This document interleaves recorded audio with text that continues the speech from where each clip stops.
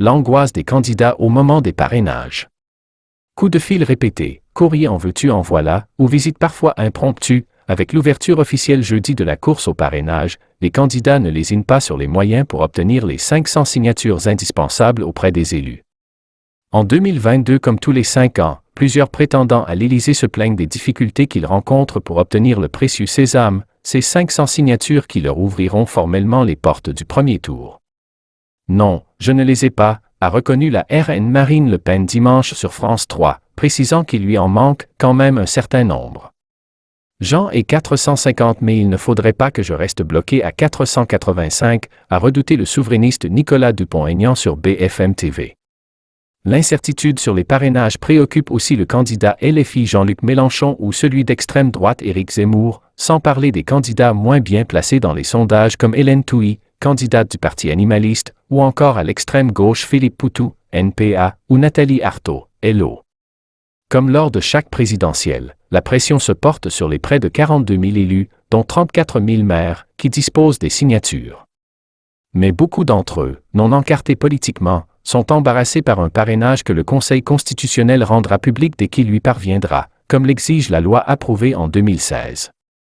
Les maires des grandes villes pour la plupart affichent publiquement leur étiquette politique et accordent leur signature aux candidats de leur camp, mais il n'en va pas de même pour les quelques 10 000 maires ruraux, pas encartés pour la plupart, qui sont l'objet de toutes les convoitises.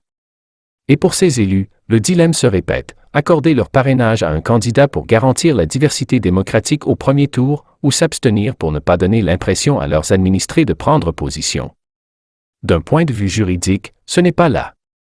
Même chose de parrainer une candidature que de voter pour une candidature, a tenu à rappeler mardi le président du Conseil constitutionnel, Laurent Fabius.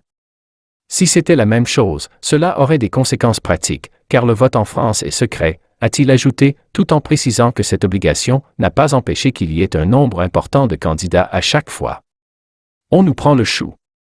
Mais ce rappel purement juridique ne change pas vraiment la donne pour les élus locaux, comme l'observe Michel Fournier, président de l'Association des maires ruraux de France, AMRF, et maire sans étiquette de Les Voivres, Vosges. La grande difficulté, c'est l'association systématique qui est faite entre celui qui a donné le parrainage aux idées que défend le filleul.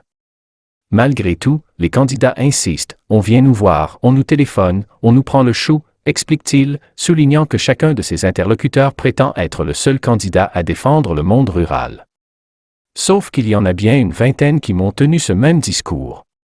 M. Fournier, qui n'accordera pas de parrainage pour rester libre, relate la mésaventure arrivée récemment à l'un de ses collègues, dont il tait le nom, et qui s'est vu reprocher par son conseil municipal d'avoir accordé sans délibération son parrainage à un candidat, probablement issu des extrêmes. Il estimait, sans doute à juste titre, que quelqu'un entre 5 et 10% dans les sondages doit avoir la possibilité de se présenter, explique-t-il. Pour sortir de cette situation, certains élus font preuve d'originalité. Jean-Marie Alain, maire sans étiquette de Marpan, dans le Nord, a décidé de choisir par tirage au sort. À l'autre bout de la France, dans le village de La Masquère, en Haute-Garonne, la maire Christelle Matteux, élue en 2020, fera un choix d'équipe en consultant ses conseillers municipaux. Du côté de l'AMRF, M. Fournier refuse de donner des conseils aux maires, ils sont assez grands pour décider eux-mêmes. Il plaide toutefois pour une forme d'anonymat.